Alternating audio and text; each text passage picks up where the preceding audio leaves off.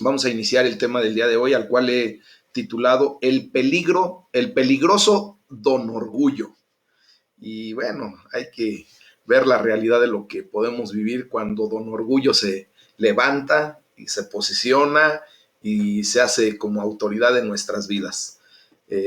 Y hay que ver los peligros que contrae esa actitud orgullosa. En muchas ocasiones cuando nosotros estamos dentro de nuestra labor, nuestro trabajo cotidiano, eh, como que ya tenemos todo bajo control. Dice un dicho que la práctica hace al maestro. Y entonces, en ese sentido, ya cuando nosotros nos sentimos muy confiados de que lo que hacemos, de lo que pensamos, de lo que desarrollamos dentro de ese trabajo, pues como que ya no necesitamos ningún otro tipo de guianza. Nos sentimos tan fortalecidos en esa área que pensamos que no necesitamos ni de una guía ni de ningún otro tipo de enseñanza. Y pues vemos ahí cuando una persona empieza a inflarse, a hacerse soberbia, a hacerse orgullosa, pensando que todo lo que hace lo hace correctamente y que no necesita más nada. Bueno, voy a tomar un ejemplo, nada más un ejemplo de una persona, y se me ocurre de un abogado, se me ocurrió para poner un caso, ¿verdad? Que estaba trabajando en las artes de la abogacía y estaba en un tribunal. Y voy a hacer la historia como si yo fuera ese abogado y ustedes nada más me hacen caso. eh, Dice este hombre, dice, recuerdo un caso que estaba seguro que iba a ganar. Ya cuando empieza uno a estar bien seguro de que lo que está uno haciendo está bien, bien hecho, empieza el lío verdaderamente. Estaba tan confiado que decidí que no valía la pena ni siquiera molestarse orando por ello o confiárselo a Dios, al Señor Dios Todopoderoso, ¿verdad? Entonces, dice este hombre, tan pronto me disponía a hablar, el juez me preguntó si estaba al tanto de un caso que había sentado jurisprudencia muy recientemente. O sea, que había puesto de alguna manera un ejemplo para poder actuar legalmente según lo que se había determinado en ese caso. Dice, y yo no tenía ni idea de lo que hablaba el juez, de lo que hablaba en ese momento. El resultado fue una derrota muy humillante. Y bueno, realmente la palabra de Dios nos enseña en el libro de Proverbios, que es la sabiduría práctica, y nos enseña y nos advierte que tras el orgullo normalmente viene el fracaso. Y si no es que siempre. Entonces este hombre dice, avergonzado, pedí ayuda a Dios. Una vez muerto el niño, ya se puso a tapar el pozo, ¿verdad? Dice, leí aquel caso que el juez citó y escribí un dictamen diciendo que pensaba que la sentencia estaba equivocada y que habría de ser anulada en apelación. Afortunadamente fue así. Obviamente Dios le empezó a dar esa dirección que buscó. En humildad reconoció que Dios le iba a dirigir de una manera correcta y por eso cuando le pide ayuda a Dios, pues Dios te va guiando por el área y por el camino que tú debes andar y de esa manera pues empiezas a hacer lo correcto. Entonces dice, pudimos repetir el juicio de primera instancia y ganar el caso. El abogado que me refirió el caso, en lugar de juzgarme por mi error, dice este hombre, quedó tan impresionado por el dictamen que había escrito que me envió muchos más casos. Y aquello se convirtió en una doble lección. La primera lección que más me dolió, dice este hombre, es el peligro que corrí y la consecuencia que obtuve a través o por el orgullo que yo sentía de mi profesión, de esa maestría que ya había adquirido en muchos otros, ¿cómo se llama? Litigios, ¿no? Y la segunda lección que obtuvo este hombre fue también sobre la gracia extraordinaria de Dios. Y así como dice el Proverbios número 16, versículo 20, dice que prosperarán los que confían en el Señor.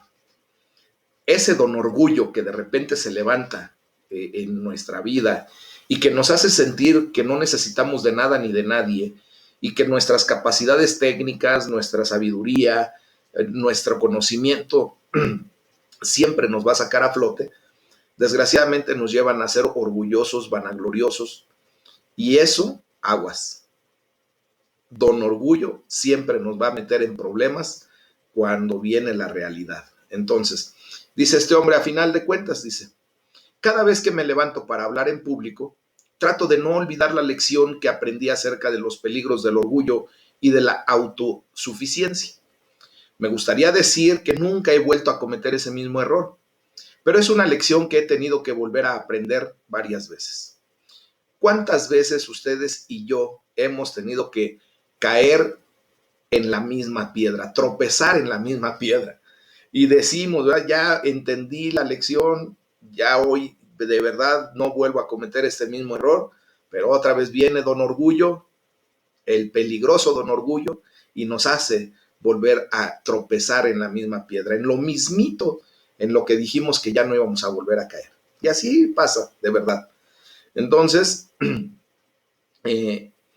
fíjense que la palabra orgullo puede tener un buen sentido también. Por ejemplo, no diríamos que es malo que una persona se sienta orgullosa de sus hijos o que se sienta orgullosa de su trabajo. Sin embargo, fíjense bien, cuando la Biblia habla de orgullo, significa algo totalmente diferente y tiene connotaciones muy negativas. ¿Por qué? Porque el orgullo siempre nos va a llevar a visualizar el primer pecado universal. Recuerden que previo al pecado original, al pecado de Adán y Eva, que consiste en la desobediencia, en la rebeldía, bueno, el primer pecado a nivel universal lo cometió Lucifer, que después se convierte en Satanás, en el adversario, en el miserable. Ese primer pecado universal fue la arrogancia, la soberbia, el orgullo. Y eso lo llevó a querer usurpar el lugar de Dios, querer posicionarse en el trono de Dios. Y ustedes y yo sabemos que Dios no va a compartir su gloria, su trono, ese lugar celestial, no lo va a compartir con nada ni con nadie. Por eso, cuando nos dice allá en Éxodo 20, versículo 4, no te harás imagen ni semejanza, o sea, no te harás ninguna escultura, ninguna imagen, no vas a tener ídolos, dice, no te harás imagen ni semejanza de lo que está en el cielo, ni de lo que está en la tierra, ni debajo de la tierra. No las honrarás, no las adorarás, no les darás de alguna manera loor o gloria. Dice, porque yo soy Jehová, tu Dios, fuerte y celoso, que castigo la maldad de los padres hasta en la tercera y cuarta generación de los que me aborrecen, mas hago millares de misericordias a aquellos que me aman. Entonces, esto es la realidad de lo que debemos de comprender respecto a las connotaciones negativas que la palabra de Dios trae en relación a la palabra orgullo, vanagloria, soberbia, prepotencia. Todas esas palabras tienen a final de cuentas una connotación negativa delante de Dios. ¿Ok? Bueno, en el libro de los Proverbios, ahí en el capítulo 16, del versículo 18 al 27, que vamos a leer a continuación, aquí nos enseña a cultivar la humildad, que es todo lo contrario. ¿Verdad? Es la palabra antagónica de el orgullo, de la soberbia. Y dice la palabra de Dios, antes del quebrantamiento es la soberbia, y antes de la caída, la altivez de espíritu. Mejor es humillar el espíritu con los humildes que repartir despojos con los soberbios. El entendido en la palabra hallará el bien, y el que confía en Jehová es bienaventurado. El sabio de corazón es llamado prudente, y la dulzura de labios aumenta el saber. Manantial de vida es el entendimiento al que lo posee, mas la erudición de los necios es necedad. El corazón del sabio hace prudente su boca, y añade gracia a sus labios. Panal de miel son los dichos suaves, suavidad al alma y medicina para los huesos. Hay camino que parece derecho al hombre, pero su fin es camino de muerte. El alma del que trabaja, trabaja para sí, porque su boca le estimula.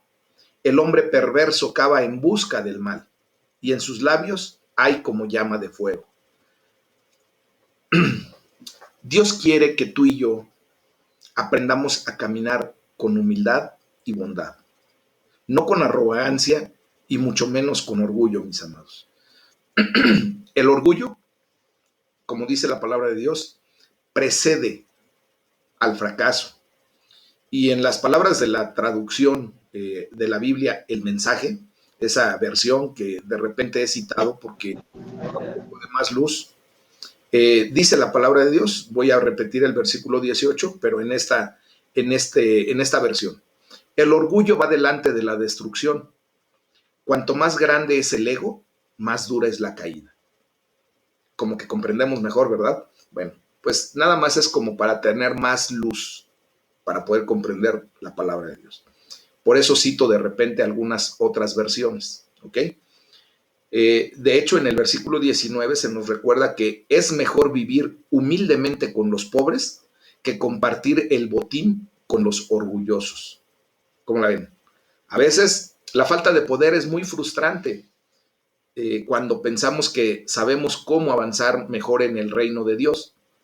Sin embargo, fíjense bien cómo nuestro Señor Jesús, que siempre nos mostró que Él venía a contracorriente de este mundo, Jesús tenía muy poco poder desde el punto de vista humano. Él era humilde entre los humildes. De hecho, no sé si se recuerdan cuando hace una observación muy clara. Dice, a la verdad, yo no tengo ni siquiera a dónde recostar mi cabeza. ¿Sería algo de humildad?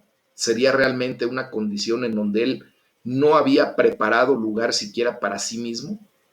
Y efectivamente, él prefería mejor vivir en una condición que propiamente nos corresponde también a nosotros. ¿Recuerdan el ejemplo que les di acerca del hombre sabio que no tenía sillas, que no tenía ningún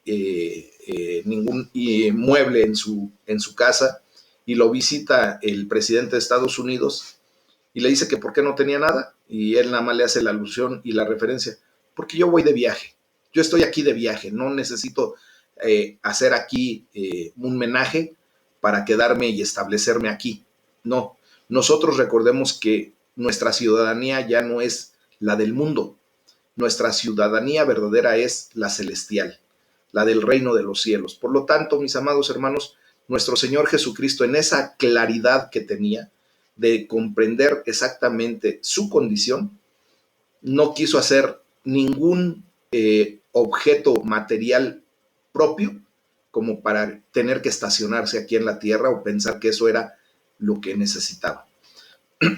Entonces, él solamente llegó aquí y siempre estuvo en una actitud como de ser un viajero, que llegó solamente de visita y sabía que su reino, su ciudadanía, su verdadero hogar, su mansión está en el reino de los cielos. Por eso no se registra, si se han dado cuenta, es algo curioso, que no se registra en ninguna parte de la palabra de Dios que él pudiera tener o una casa, una vivienda, un terreno o algo material que pudiera haberlo hecho como de su propiedad. Bueno, punto y aparte. Regresamos al tema. Lo contrario al orgullo es la humildad de espíritu. Esta humildad de espíritu, mis amados, trae cosas, trae valores que nos hacen valer verdaderamente. Trae satisfactores también. Cuando nosotros nos movemos en una condición de humildad espiritual, reconociendo que el Dios Todopoderoso es el único que se merece la gloria, la honra, la exaltación, pues entonces eso trae beneficios para nuestra vida, trae bendición. Uno de esos beneficios o bendiciones que vemos cuando nosotros nos comportamos de la manera correcta, en humildad, es la prosperidad.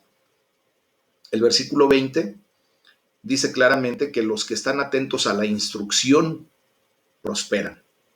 ¿Ok?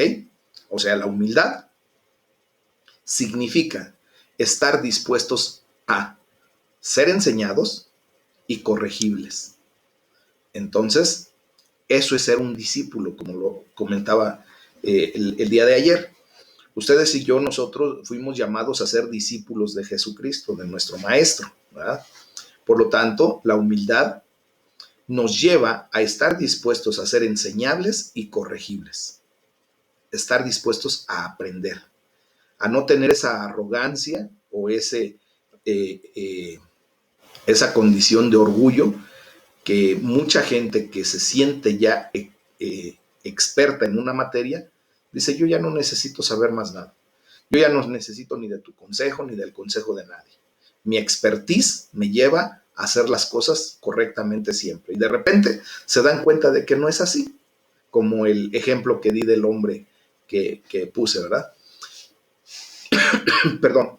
Otro de las bendiciones que tenemos cuando nos comportamos de una manera humilde espiritualmente es la felicidad. Dice la palabra de Dios ahí en el versículo 20, en la segunda parte, dice, el que atiende a la palabra prospera.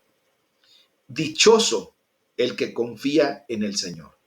Esa palabra de dichoso y feliz vienen a ser sinónimos. Podemos también leerlo. Feliz es el que confía en el Señor. Amén. ¿Por qué? Porque al atender por la fe que tenemos en Dios, por la confianza que tenemos en Él, empezamos a atender lo que dice su palabra y empezamos a poner en práctica todo lo que nos enseña. Y ahí es a donde nosotros empezamos a encontrar la felicidad en nuestra vida. Encontramos plenitud, encontramos esa condición para la que fuimos creados y entonces actuamos correctamente para lo que fuimos creados.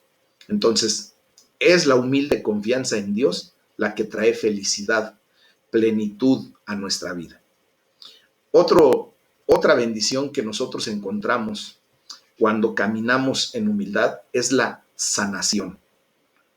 Miren, a diferencia de las palabras arrogantes, de personas orgullosas, dice el versículo 20, hace planes malvados.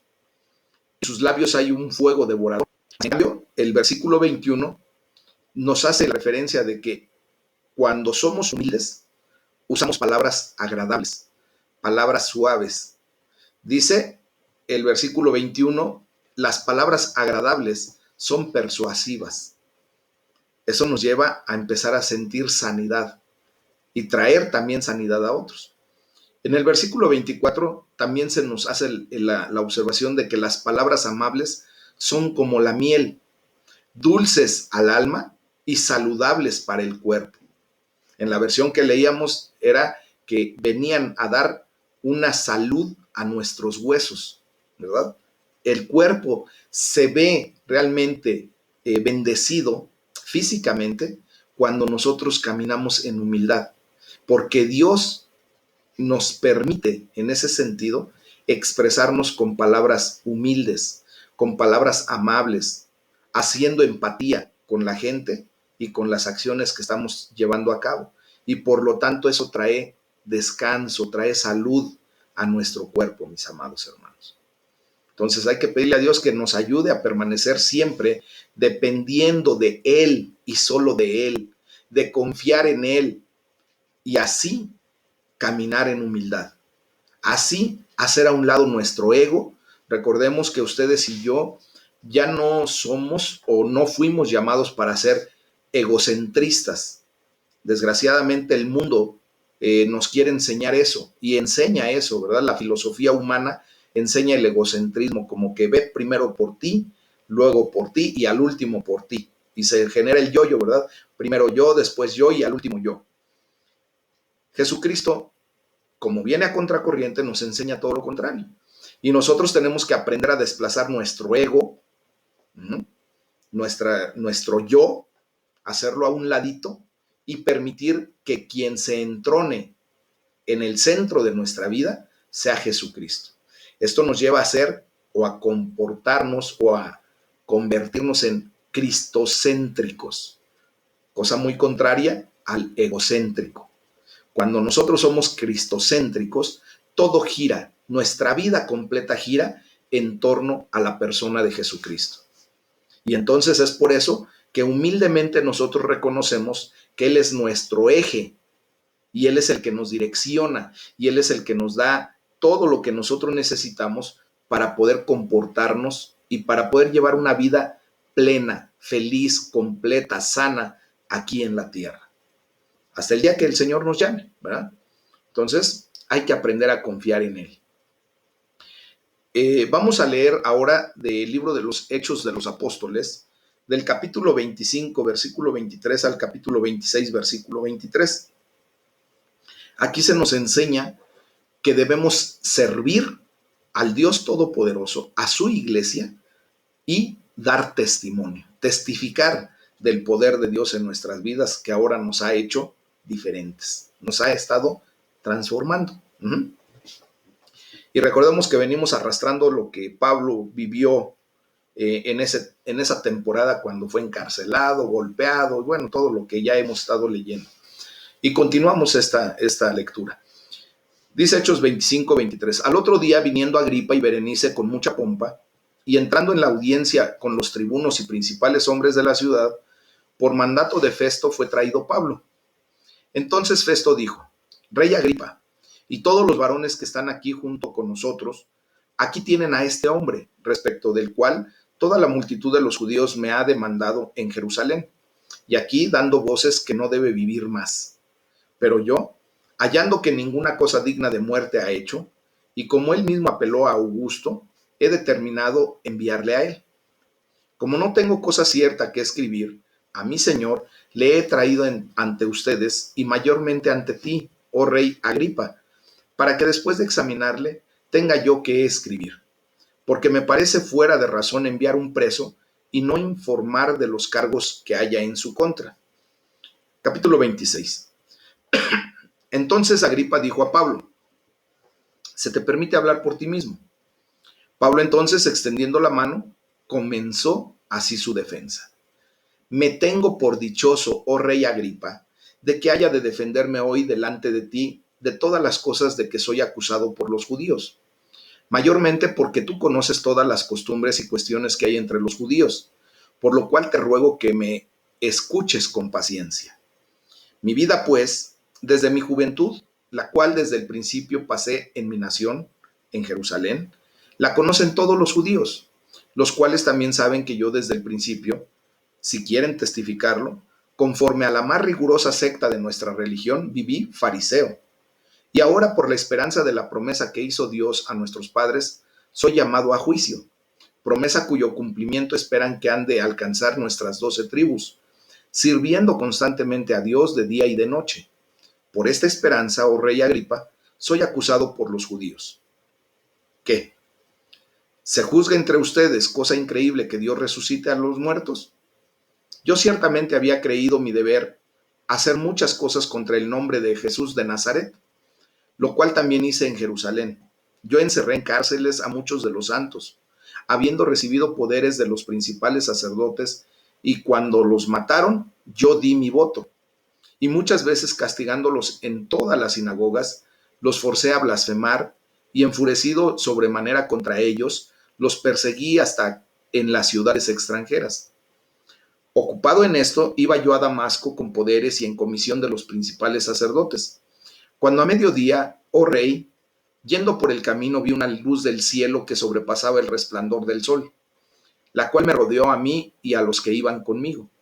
Y habiendo caído todos nosotros en tierra, oí una voz que me hablaba y decía en lengua hebrea: Saulo, Saulo, ¿por qué me persigues? Dura cosa te es dar coces contra el aguijón. Yo entonces dije: ¿quién eres, Señor? Y el Señor dijo: yo soy Jesús, a quien tú persigues. Pero levántate y ponte sobre tus pies, porque para esto he aparecido a ti, para ponerte por ministro y testigo de las cosas que has visto y de aquellas en que me apareceré a ti, librándote de tu pueblo y de los gentiles a quienes ahora te envío, para que abras sus ojos, para que se conviertan de las tinieblas a la luz y de la potestad de Satanás a Dios, para que reciban, por la fe que es en mí, perdón de pecados y herencia entre los santificados. Por lo cual, oh rey Agripa, no fui rebelde a la visión celestial, sino que anuncié primeramente a los que están en Damasco y Jerusalén, y por toda la tierra de Judea, y a los gentiles que se arrepintiesen y se convirtiesen a Dios, haciendo obras dignas de arrepentimiento. Por causa de esto, los judíos prendiéndome en el templo, intentaron matarme. Pero habiendo obtenido auxilio de Dios, persevero hasta el día de hoy, dando testimonio a pequeños y a grandes, no diciendo nada fuera de las cosas que los profetas y Moisés dijeron que habían de suceder, que el Cristo había de padecer y ser el primero de la resurrección de los muertos, para anunciar luz al pueblo y a los gentiles. Si se dan cuenta, mis amados hermanos, aquí hay un testimonio otra vez. Se vuelve a repetir lo que en su momento Pablo testificó con otras autoridades. Hago este comentario porque cuando la palabra de Dios suena repetitiva, mis amados, es porque Dios quiere poner énfasis en lo que nosotros tenemos que aprender y actuar.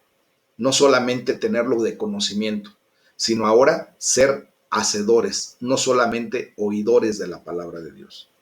Entonces, la pregunta es, ¿qué debes hacer si tienes la oportunidad de dar testimonio acerca del poder de Jesucristo? ¿Qué tienes que hacer? ¿Cómo deberías contar tu historia? ¿Alguna vez has tenido la necesidad de empezar a contar cómo eras y cómo eres? ¿Ya has tenido la necesidad de contar tu testimonio? Seguramente que ya. Alguien en tu familia, alguien de tus amistades, alguien de la gente que te rodea, de repente te ha preguntado, ¿qué te pasa? ¿Qué te pasó? ¿Por qué ahora eres diferente? Y tenemos que dar testimonio, mis amados. Vemos aquí en este pasaje que acabamos de leer un gran ejemplo de qué hacer cuando suceda eso. Miren, en su juicio Pablo le cuenta al tribunal que Jesús dio una comisión para servir. ¿Se acuerdan que ayer hablábamos acerca de, más bien en la mañana, acerca de quienes lo oyeron, acerca de lo que es un ministerio? Dios nos ha dado un ministerio, un trabajo para hacer, una comisión para desarrollar, ¿ok? Y entonces Pablo, ahí en el versículo 16 del capítulo 26 de Hechos, dice, me he aparecido a ti, le está diciendo nuestro Señor Jesucristo a Pablo, con el fin de designarte como siervo y testigo de mi poder. ¿Sabes para qué se apareció Jesucristo en tu vida? ¿Para qué llegó Cristo a tu vida? Sí, tienes razón, para salvación y vida eterna, para darte ese derecho de la salvación que Él ganó en la cruz del Calvario para ti. Eso es real, verdaderamente es, para eso se apareció Jesucristo en tu vida, pero también para que tú seas un siervo de Dios, para que sirvas al reino de los cielos y que seas testigo fiel de lo que Dios está haciendo en tu vida y que de esa manera las personas que están a tu alrededor tengan una visión diferente, tengan una actitud diferente de cuando te ven, de que como antes te comportabas, pues ahora ya no te comportas, de que has venido rectificando tu manera de vivir para bien, en pro de tu situación. Y así es como nosotros testificamos del poder de Dios. Entonces, así como Jesús nos dijo así, en Marcos 10:45, lo voy a citar tal cual, Él dice que tampoco vino para ser servido, sino para servir y para dar su vida en rescate de muchos. Entonces, mis amados, todos, tú y yo, todos los que estamos atendiendo a la bendita palabra de Dios, somos llamados a ser siervos y testigos del poder de Dios. De esa manera, nosotros evitamos el peligroso don orgullo, porque entendemos que cuando somos siervos, la palabra doulos, que quiere decir esclavo, esa es la palabra real que se utiliza en el original griego, nos llama a ser esclavos de Dios. Ahora somos esclavos por amor. Tú y yo antes éramos esclavos del pecado, de nuestra mala inclinación, de nuestro yetzer hara, ¿ok? Ahora, en el momento en que hemos nacido espiritualmente a la vida eterna que Cristo nos ha ofrecido y que ahora la aceptamos por fe, Entonces, ahora nosotros hemos decidido convertirnos en esclavos por amor a Dios. Él no nos exige que seamos sus esclavos como el pecado, como el Yetzer Hará nos exigía ser sus esclavos y nos sometía. No, Dios no hace eso, mis amados.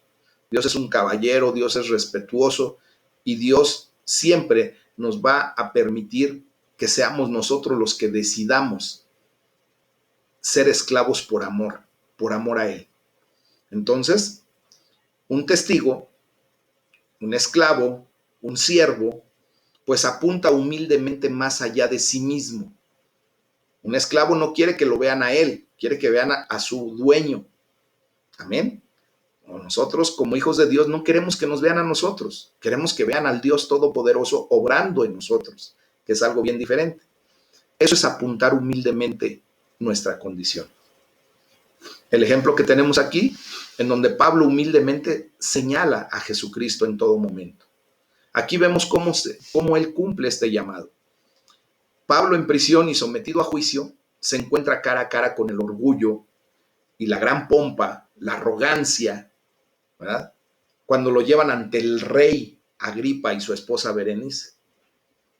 Esto tuvo que ser una experiencia muy desalentadora para Pablo, al ver todo ese glamour, esa pompa, ¿no? De lo que un rey humano hace normalmente. Pero Pablo, pues una vez más, da su testimonio de manera simple y humilde. Él, obviamente, es una persona educada. Recibió la mejor educación a los pies de un gran maestro rabínico llamado Gamaliel. El maestro Gamaliel, fue muy reconocido por los judíos y Pablo fue educado a los pies de Gamaliel. Entonces, obvio, él se muestra educado y respetuoso completamente ante el rey Agripa, pero es una cosa muy diferente al orgullo y a la prepotencia, ¿no?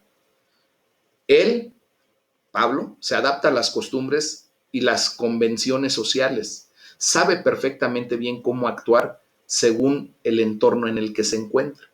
Tú y yo tenemos que hacer lo mismo, aprender. Si estamos delante de un personaje, ¿verdad? Tenemos que adaptarnos rápidamente para hablarle al tono de ese personaje.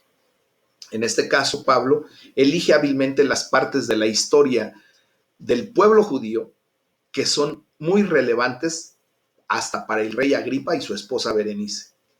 Curiosamente, ¿verdad? Él hace una remembranza de lo que el pueblo judío es y le dice bien, bien clarito. En la primera parte de su testimonio, Pablo usa mensajes en primera persona y dice yo, ¿verdad? Y apuntando a sí mismo en contraposición a mensajes en segunda persona, como usted, como aquellos, ¿no? Y él, perdón, él hace la referencia de que él era un verdadero fariseo, que él había atendido a la religión que sus padres le habían inculcado, que su nación tenía, el pueblo de Israel. ¿Ah? Entonces, mientras que los mensajes de usted o en segunda persona normalmente pueden parecer arrogantes y condescendientes, más sin en cambio los mensajes de yo en primera persona son a veces mucho más efectivos, además de ser una forma menos amenazadora y más bondadosa de exponer algo. Pablo comenta que solía ser como ellos. Dice ahí en el versículo 9 y 10, pues bien, yo mismo estaba convencido de que debía hacer todo lo posible por combatir, por tratar de desaparecer el nombre de Jesucristo, de Jesús de Nazaret. Y eso es precisamente lo que yo hice en Jerusalén. Metí en la cárcel a muchos de los santos y cuando los mataban, pues yo manifestaba mi aprobación. Entonces, ahí hace empatía de alguna manera con el rey Agripa para que lo siguiera escuchando, para que al final de cuentas, ¿verdad? Se le diera la oportunidad de declarar el nombre de Jesucristo como el soberano, como el Rey de Reyes. Miren, el mensaje implícito que estaba dando Pablo en ese momento, les estaba diciendo así, entre comillas, lo voy así como a parafrasear. Yo era como ustedes, yo era como usted, a final de cuentas. Estaba lleno de orgullo, de poder y de pompa. Hice lo que usted está haciendo ahora. Yo perseguí a los cristianos como ahora usted me está persiguiendo a mí. Y entonces ahí empieza la posición. Ya les llamó la atención.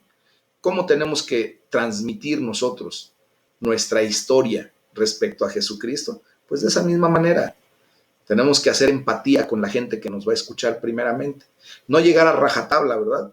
Y decirles que cochinos pecadores se van a ir al infierno. No, no es cierto. Primero presentémosles el Evangelio. Primero hagamos empatía para que nos escuchen. Abramos o permitamos que se abra la puerta y se quede esa puerta abierta para cuando tengamos la oportunidad de seguir platicando y comentando, siempre estén dispuestos a escuchar. Amén. Después, Pablo les cuenta cómo Jesús se le apareció y le señaló que al perseguir a los cristianos, en realidad lo que estaba haciendo era perseguir a Jesucristo mismo. Ahí en el versículo 15 lo leímos, dice, yo soy Jesús, a quien tú persigues. Jesús le dijo después, te envío a estos, ahí en el versículo 17 y 18, para que les abras los ojos. ¿A quién le estaba enviando? Justamente a Agripa, a Berenice y a todo el séquito que estaba ahí alrededor de ellos dos. Te envío a estos para que les abras los ojos y se conviertan de las tinieblas a la luz y del poder de Satanás a Dios, para que, a fin de cuentas, por la fe en mí, en Jesucristo, reciban el perdón de los pecados y la herencia entre los santificados. Mis amados, el Señor te está enviando a ti específicamente para que le abras los ojos a aquellas personas que desgraciadamente ahorita están en tinieblas, para que los libere nuestro Señor del poder y de las garras del enemigo, de Satanás, y se volteen a ver a Dios, se conviertan a Dios, para que por la fe en Jesucristo también ellos reciban el perdón de pecados y la herencia entre nosotros que tenemos ahora, tú y yo, como santificados en Cristo. ¿Cuántas personas de tus seres queridos crees tú que necesitan escuchar esto?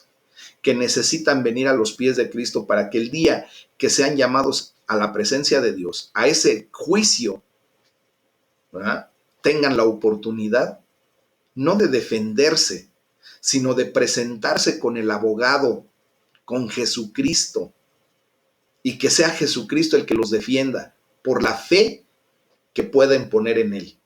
Es lo que necesitan nuestros seres queridos. Tengamos misericordia de ellos, mis amados hermanos. A través de este poderoso mensaje en primera persona, diciendo yo, o sea, de ese testimonio que estaba dando Pablo, él está diciéndoles en realidad que viven en tinieblas. Casi les dijo, óigalo Juana para que lo entienda Chana, ¿eh? Que estaban bajo el poder de Satanás y estaban tan necesitados de perdón como cual más. Dice la palabra de Dios, y necesitaban el perdón de sus pecados, porque dice la palabra de Dios, por cuanto todos pecaron, están destituidos de la gloria de Dios. Romanos 3:23. Y Romanos 6:23 es muy claro, porque la paga del pecado es muerte. ¿Bien? Y entonces, cuando nosotros les presentamos el Evangelio, empezamos a derrotar al peligroso don orgullo que se ha levantado en la vida de nuestros seres queridos que no conocen del amor de Dios, que no conocen del temor de Dios. Amén. Eso es lo que tenemos que hacer. Pablo no solo subraya sus necesidades, sino que también señala el camino hacia el perdón. Dice el versículo 20, prediqué que se arrepintieran y se convirtieran a Dios y que demostraran su arrepentimiento con buenas obras. Y en efecto, les está diciendo a aquellas personas orgullosas y poderosas que tienen que arrepentirse y volverse a Dios. Hoy en el nombre de Jesús empieza a ser la declaración correcta para la gente que te rodea y que tú sabes que en su orgullo, que en su vanagloria, que en su autosuficiencia, entre comillas, están alejados del temor y del amor de Dios. Y hacerles saber que necesitan a Jesucristo como Señor y como Salvador de su vida. Pablo continúa diciendo, pero Dios me ha ayudado hasta hoy. ¿A ti te ha ayudado Dios hasta hoy? Tú puedes verdaderamente declarar en este momento Ebenezer, que quiere decir hasta este momento, hasta aquí el Señor me ha ayudado con la diestra de su poder. Yo creo que todos los que estamos aquí, todos los que escuchan este devocional, libremente y verdaderamente pueden declarar, hasta aquí el Señor me ha levantado, hasta aquí el Señor me ha ayudado. Amén, amén. Entonces, dice, ¿verdad? Pero Dios me ha ayudado hasta hoy y así me mantengo firme. Mantengámonos firmes, mis amados hermanos, testificando el poder de Dios, el amor de Dios a grandes y pequeños, a gente que se siente súper orgullosa, gente que se siente que tiene mucha autoridad, mucho poder, como aquellas personas que también en humildad dicen, yo no merezco ni siquiera que Dios voltee a verme. A esos grandes y a esos pequeños hay que predicarles la palabra de Dios. No solo se está refiriendo en edades cronológicas, no. Hay gente que se siente exageradamente prepotente, grande, autoritaria, pero también hay gente muy necesitada que su autoestima está tan en el piso que piensa que no se merece el favor de Dios. A esos también hay que predicarles el amor y la misericordia de Dios. El mensaje de Pablo estaba siempre concentrado y centrado en Jesucristo. Tu mensaje, lo que tú tengas que expresarle al mundo, ese mensaje también tiene que estar siempre centrado en Cristo. Recordemos, di conmigo, yo soy cristocéntrico. Amén. Ese Jesucristo, quien se le había aparecido en el camino a Damasco, ¿a ti en dónde se te apareció? ¿Cuándo fue que tú recibiste a Cristo como tu Señor y Salvador? Cuando el Señor trajo ese punto de fe y viene a ti la reconciliación con Dios por la fe que ejerces en ese momento en Cristo. Y ese es el momento en que el Señor se te apareció, tuvo misericordia de ti. Entonces, tenemos que testificar, así como dice el apóstol Pablo, que el Cristo, el ungido, el Mesías, el esperado, Yeshua HaMashiach, había de padecer y ser el primero de la resurrección de los muertos. Ese es el testimonio más completo que podemos dar, mis amados hermanos. Jesucristo padeció por nuestros pecados, murió por nuestros pecados, pero resucitó para vencer a la muerte y darnos libertad y limpieza de nuestras vidas de esos pecados. Amén. La gloria sea para nuestro Señor, mis amados hermanos. Hay que pedirle a Dios que nos ayude constantemente a aprovechar todas las oportunidades para hablarle a la gente acerca de Jesucristo, nuestro Redentor, nuestro Señor. Y obvio, seguir su ejemplo de humilde servicio al reino de los cielos. Y esto por último nos va a llevar a resistir completamente a don orgullo, al peligroso don orgullo. Entonces, fíjense bien, por último, si por ejemplo tienes a alguien trabajando para ti, o si eres padre, o si estás en cualquier posición de liderar como voluntario, o en la posición de liderazgo que tú puedas desarrollar o de generar, pues estás en una posición de poder. Y el orgullo es una tentación que sufre en particular cualquier persona, ¿verdad?, en una posición de poder. Ya sea que el poder provenga del estatus, ya sea que provenga del éxito, ya sea que provenga de la fama, ya sea que provenga del conocimiento, ya sea que provenga de la riqueza. Pero esto te puede generar que el peligroso don orgullo te atrape y empiezas a ser vencido por esa tentación de orgullo, de sentirte superior, de sentirte ufano, y entonces vendrá la caída. Tengamos consideración de esto, mis amados. Preferible 1000 veces en humildad reconocer que necesitamos en todo momento de la guianza, de la dirección del Espíritu Santo, es lo mejor que podemos vivir. Y vamos a ver cómo vamos a ser guiados correctamente. Y nuestra vida va a ser una vida plena, una vida feliz, una vida saludable, una vida que realmente valga la pena ser vivida. En el nombre de Jesús. Amén. Es el tema del día de hoy. Vamos a darle la gloria a Dios.